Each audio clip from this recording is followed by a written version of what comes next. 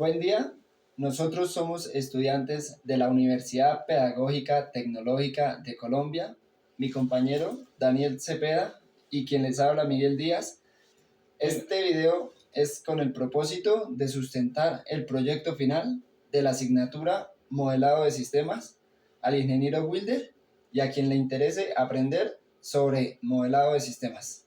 El objetivo de este proyecto es mantener en equilibrio una barra rígida mediante el control de giro de un motor DC. Se busca que la barra esté en posición horizontal. Bueno, ya los componentes que optamos por utilizar para cumplir con este objetivo fueron los siguientes. Dos sensores ultrasónicos, un puente H que se utiliza para controlar el sentido de giro y la velocidad del motor DC, la plataforma de Arduino para poder controlar el giro del motor, los sensores ultrasónicos, los cuales van a medir las distancias variantes de acuerdo a hacia qué lado se incline la barra.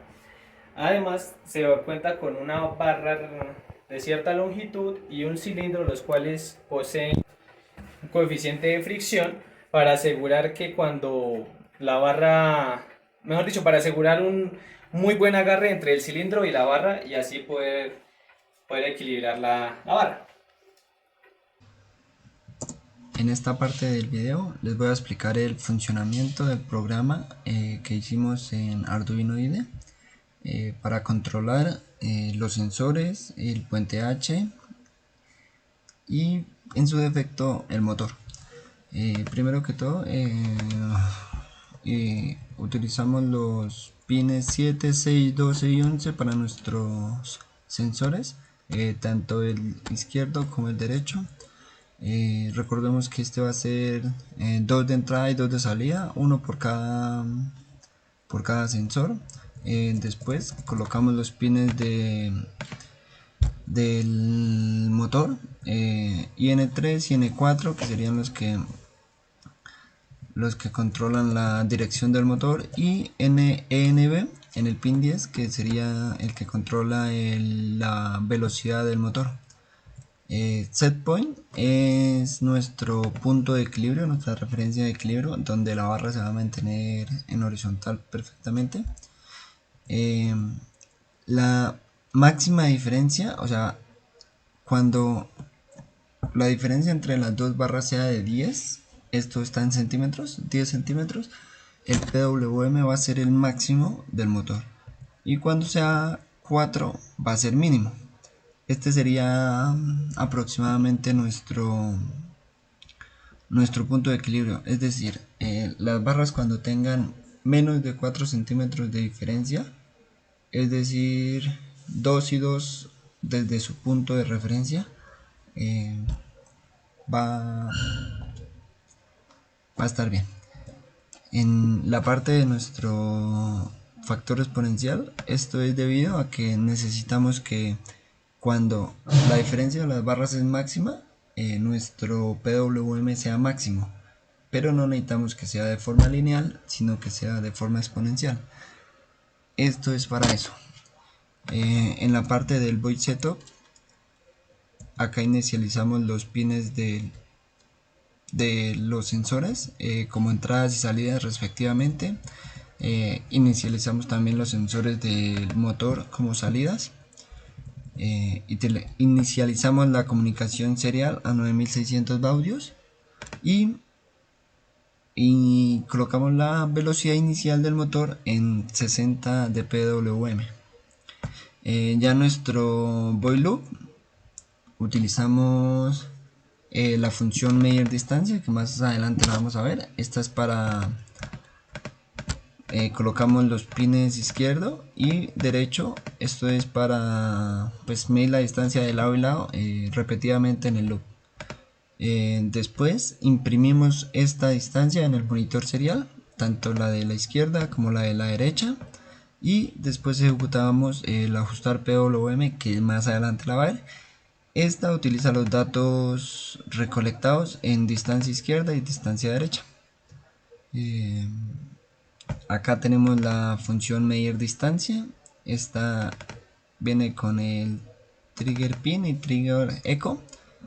Estos son los pines de entrada y salida de nuestros sensores sónicos. Y pues básicamente lo que hace es que un pin bota una señal sónica y lo recibe. Esta señal, este tiempo más bien que demoran la señal ir y volver por la velocidad del sonido, lo divide en dos, que sería ida y vuelta, y eso nos da la distancia. Así funcionan nuestros sensores sónicos. En esta parte, la función ajustar PWM, entran los valores de distancia izquierda, distancia derecha. Se hace una resta entre las distancias. Esto es para lo que les decía hace un momento, de la máxima diferencia y la mínima diferencia. Podemos observar que después se hace un valor que sería el nuevo PWM. Esto es con una función exponencial. Como les decía, necesitamos que cuando la diferencia entre las barras sea mayor del máximo PWM, pero no necesitamos que sea lineal, sino con una función exponencial. Esta línea es la que hace eso. Después el PWM lo coloca, o sea, entre 0 y 255, que sería el mínimo y el máximo. Acá ya son los condicionales. Cuando diferencia de distancias es mayor a la mínima diferencia, lo que hace es mandar el PWM con un incremento del 1.2, y lo que hace es prender el motor hacia la izquierda y hace un delay para esperar, o sea, mueve el motor 15 milisegundos y lo para por 350. Esto hace que la barra, o sea, que sea algo así como un motor paso a paso, hace que la barra no le vaya a ganar la inercia. Si de pronto se deja este tiempo demasiado grande, lo que la barra haría sería tan y no alcanzaría a frenar, entonces entraría como en un ciclo de ta y pues no es la idea. Acá en el save es exactamente lo mismo, pero con la diferencia pues que es hacia el otro lado. Da un PWM, este 1.4 es diferente a este 1.2 debido a que nuestro motor observamos de manera experimental que tenía una falla, y es que giraba más rápido hacia un lado que hacia el otro. Entonces esto es para compensar esto.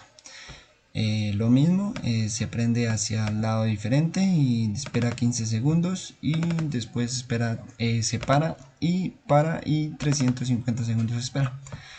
Este es cuando el motor, cuando la diferencia es menor a la mínima, a esta mínima diferencia, el motor para, y pues es cuando la barra ya está en equilibrio.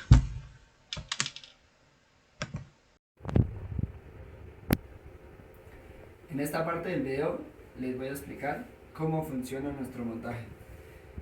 Primero que todo les voy a hablar del sensor ultrasónico. Este sensor es un HC S04. Este sensor tiene 4 pines, alimentación, GND, un pin de entrada y un pin de salida. El pin de salida hace un sonido no audible. Este rebota en la barra, se devuelve al sensor y lo que se mide es el tiempo en que llega, en que va y viene. Esto a partir de código da un valor en términos de distancia. Se alimenta del Arduino, el Arduino de su pin de 5 voltios, se comparte GND, utiliza 2 pines digitales. Les voy a hablar del puente H. Este es un módulo de puente H L298N. Funciona para modular la velocidad y dirección de giro del motor. Estamos utilizando la mitad del puente H, pues sirve para controlar dos motores. Este lo estamos alimentando a una fuente externa a 8 o 9 voltios más o menos. Esto es lo recomendado para el funcionamiento del puente H y del motor. El Arduino es un Arduino Uno. No sé qué más hablar del Arduino. Hablándoles del Arduino, este es el que controla los sensores ultrasónicos, el puente H y el motor de cierta manera. El cilindro es un cilindro hecho a mano y la barra es una tabla de madera adecuada para que tenga más fricción.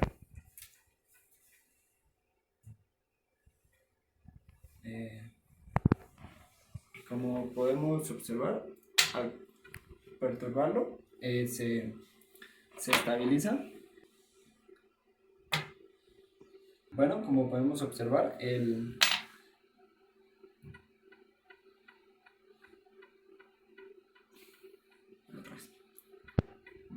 bueno, como podemos observar, si colocamos la tabla, tarde que temprano se estabilizará. Ahí le ayudo un poquito pues para que no sea tan tardado. Ya cuando se estabiliza, si perturbamos la estabilidad, el motor reacciona para volver a estabilizarlo.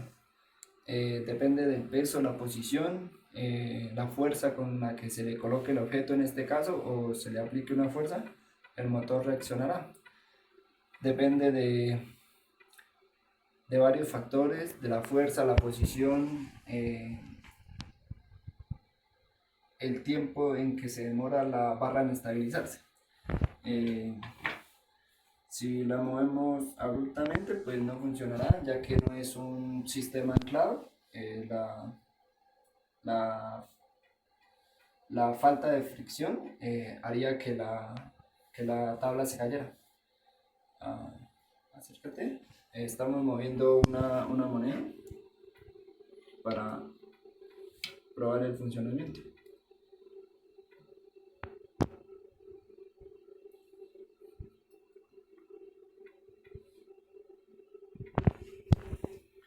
Como podemos observar, el giro del motor es bastante controlado. Esto debido a que si se deja por un largo periodo de tiempo, la misma inercia hará que el objeto arriba se traspase, y pues esto nos hace entrar en un ciclo de oscilación donde no deja de esto. Como vemos, la moneda ya casi llega al extremo y la barra sigue controlada. Vamos a probar con algo un poco más pesado.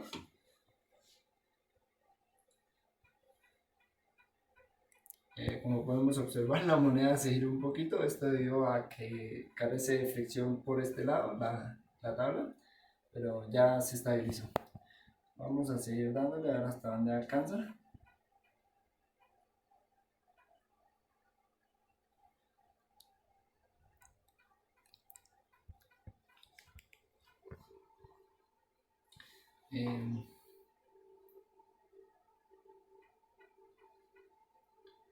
Debido a que se le controla demasiado el tiempo en que puede reaccionar el motor, en el tiempo en el que puede girar el motor, no tiene demasiada fuerza.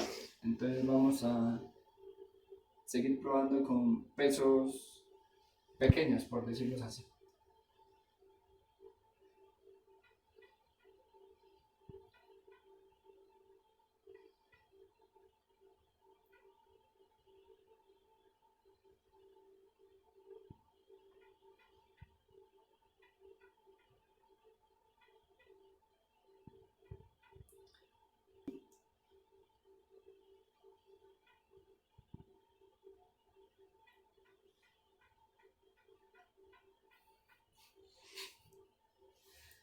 Era ese.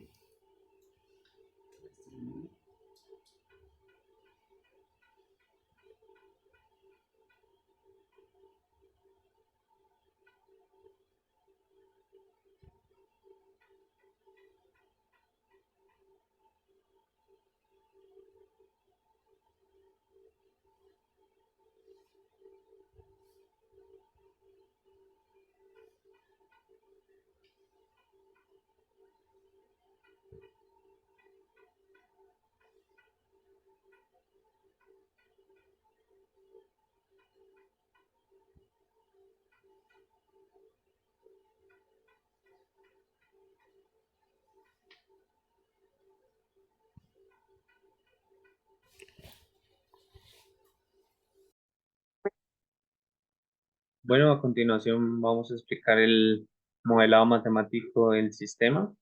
En este caso, pues se tiene el diagrama de cuerpo libre de la barra con el cilindro y pues ese cilindro va a estar acoplado al eje de un motor DC. Entonces, ¿qué parámetros tiene este sistema? Pues, primero, pues la longitud de la barra, masa de la barra, masa del cilindro y pues radio del cilindro. Además, se va a contar con una fricción entre el cilindro y la barra para asegurar, ¿sí? O conseguir que exista un fuerte agarre entre la barra y el cilindro y evitar caídas repentinas. Entonces, ¿qué se busca? Pues primero pues se va a tener el diagrama de cuerpo libre cuando la barra está en su punto de equilibrio, es decir, de manera horizontal, pues se va a ejercer un peso que es mg y ese peso pues va a ir, o esa componente si su peso pues va a ir, se va a ir desplazando en, en un ángulo teta o menos teta de acuerdo a la dirección de la barra. Y pues eso dependiendo de qué fuerza se le aplique. Entonces, si la barra, por ejemplo, se inclina hacia esta parte, pues la componente que vamos a ver es mg coseno de teta. Ya pues el ángulo que forma entre el peso que se está ejerciendo o el centro de masa y pues de a su peso desplazado, ¿sí? Su componente de centro de masa desplazado por el teta. Eh, una vez obtenida esa componente, pues se halla ya lo que es el torque de ese sistema cuando se aplica una fuerza que va a ser igual a R por teta por mg coseno de teta. Pues ya mg coseno de teta lo hemos explicado en qué consistía esa componente, es cuando se desplaza la barra, y R teta es la distancia en la cual se está aplicando la fuerza, y la fuerza del peso, la fuerza aplicada. Y negativo, pues porque es una fuerza que se opone al movimiento del motor. Pues ya se tiene una consideración que pues si son ángulos muy pequeños, es lo que se busca controlar, podemos tener en cuenta que el coseno de teta es aproximadamente 1 y por lo tanto el torque de la fuerza aplicada va a ser igual a menos R teta mg. Ese va a ser la componente del torque aplicado, teniendo en cuenta que sea un modelo linealizado. Y pues ya se calcula el torque de la barra, que es la inercia de la barra por la aceleración angular. Y pues la aceleración angular de la barra es la masa de la barra por la longitud de la barra al cuadrado sobre 2.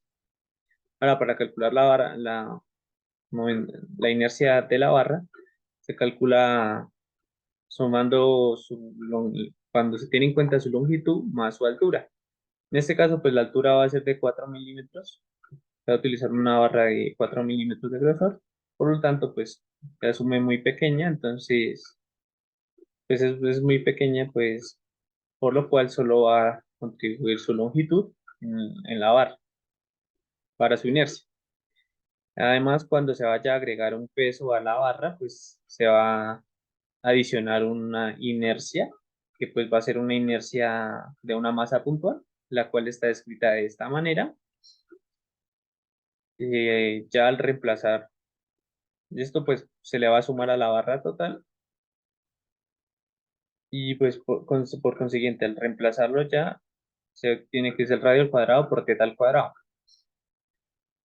Acá también podemos hacer otra consideración que es si teta al cuadrado lo aproximamos a cero para poder tener una expresión más lineal, pues vamos a obtener que este término se va, se va a eliminar de acuerdo a esa relación que hemos hecho. Por lo tanto, la inercia total de la barra va a ser igual a la inercia solamente de la barra, no se van a tener en cuenta la de la masa puntual que se coloque sobre la barra. Y ya pues por consiguiente se va a hallar el torque de la barra, que es la inercia de la barra por la aceleración angular. Ese sería el torque final de la barra. Se calcula el torque del cilindro, que es la inercia del cilindro por la aceleración angular. Y pues esta es la inercia del cilindro, halladas ya pues con la literatura. Y el torque del cilindro va a ser igual a la masa del cilindro por el radio al cuadrado sobre 2. Ese es el torque del cilindro. El torque del cilindro. Ahora bien, se calcula el torque cuando hay fricción, que va a ser igual al coeficiente de fricción que hay entre la barra y el cilindro por la velocidad angular. Finalmente, pues para calcular el torque del motor va a ser igual al torque aplicados al sistema. Entonces va a ser el torque del cilindro, el torque de la barra, el torque de la fuerza aplicada al sistema y el torque de la fricción entre la barra y el cilindro. Ya pues al reemplazar y reorganizando se obtiene la siguiente expresión, que es la ecuación 18. Ahora para la parte eléctrica tiene el siguiente circuito. Es el circuito ya de un motor con su impedancia, resistencia, armadura y con una carga. La carga pues tiene su fricción, su inercia, la inercia de la carga, inercia del motor, la corriente que fluye por el motor, el voltaje aplicado al motor. La ecuación mecánica que describe este circuito pues es igual a la inercia total por la aceleración angular más el coeficiente de fricción por la velocidad angular menos la constante del torque por la corriente de, sí, la corriente que fluye por el circuito que representa el motor y igual al torque de la carga. Esta inercia pues es la suma de la inercia del motor más la inercia de la carga. Revisando ya en la literatura, vimos que pues la inercia del motor es muy pequeña, entonces consideramos solo la inercia de la carga. Entonces la inercia va a ser igual a solamente la inercia de la carga. Por consiguiente, pues esta va a ser la expresión ya para el torque en la carga. Y a continuación ya vamos a ver es la ecuación para la parte eléctrica. Esta era una ecuación ya que relaciona la parte eléctrica y mecánica en un motor respecto a su corriente y esta también pues ahora la relaciona ya con corriente y voltaje y con resistencia y pues ya ese es el circuito que se puede observar en esta figura. Pues una vez pues reemplazando que esta expresión de acá que viene siendo lo que es la fuerza contraelectromotriz que se ejerce en el motor. Ya pues además revisando la literatura, la inductancia también es muy pequeña, así que la consideramos despreciable. Por tal nos vamos a tener esta ecuación y ya con las correspondientes relaciones de los engranajes y la fuerza contra la electromotriz se obtiene la expresión 20 y al despejar la corriente ya obtenemos la expresión 21 y asumiendo una relación de engranajes 1 igual, sí, de 1, pues obtenemos la expresión para la corriente y reemplazamos en la ecuación ya, como podemos ver, o sea, la ecuación 18 ya se puede relacionar claramente con la expresión 19.1. Ya la inercia de la carga, pues, ¿qué va a ser? La inercia del cilindro más la inercia de la barra, que es esta parte de acá. Y pues, esto ya la fricción que hay entre la barra y el cilindro. Y esta ya es la corriente de la armadura y la constante del torque. Y pues este es el torque de la carga, que también vendría siendo igual al torque acá del motor. Entonces, al reemplazar estas expresiones de corriente, se obtiene la siguiente expresión, como podemos ver acá. Y de igual manera, pues ya se opera respectivamente las variables implicadas. Y ya nuestra ecuación diferencial final tendría la siguiente forma, es esta. Ya pues aquí está, en este caso pues son las inercias de la carga. Aquí ya se tiene en cuenta la fricción, más las constantes del motor y la resistencia de armadura. Y esto que viene siendo la parte cuando se le aplica fuerza al sistema. Y pues de igual manera pues la entrada que va a ser una entrada de voltaje, el voltaje aplicado. Y finalmente pues al aplicar la transformada de Laplace obtenemos la siguiente ecuación. Y al hallar la función de función de transferencia obtenemos este resultado, que pues va a estar relacionado así de esta manera con sus constantes, resistencia de armadura, la masa del cilindro, masa de la barra, longitud de la barra, el radio del cilindro, coeficiente de fricción y pues las constantes del motor. Y este mg pues que viene siendo la masa o el peso que se le va a agregar a la barra. Igualmente R que va a ser el radio, sí, donde se va a aplicar la fuerza. Sí, este término que indica es donde es la fuerza que se está aplicando a la barra. Ya pues al reemplazar los valores respectivos de la longitud de la barra, masa de la barra, el radio, bueno, los respectivos valores, tanto las constantes del motor, se obtiene la función de transferencia de ya la ecuación 29, la cual se procede a realizar su simulación en MATLAB mediante Simulink y se observa este comportamiento cuando se aplica una entrada como escalón unitario, un escalón mejor dicho.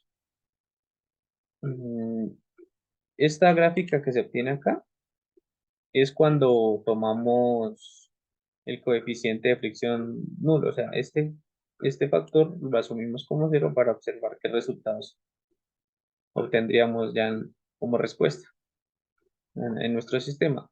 Y esta segunda función de transferencia fue cuando incluimos esa fricción y dándole un valor de acuerdo a una tabla eh, revisada previamente y se observa que ese coeficiente de fricción va a lograr que se estabilice más rápidamente, aunque pues va a seguir teniendo frecuencia, una frecuencia de oscilación, una frecuencia natural. Ya finalmente pues lo que vamos a hacer es verificar si es un sistema de segundo orden, pues con esta ecuación que describe eso, donde omega n es la frecuencia natural, K es la ganancia estática del sistema, y este factor, numerito acá, la letra, θ, viene siendo lo que es el factor de amortiguamiento del sistema, o también lo que es el rozamiento del sistema.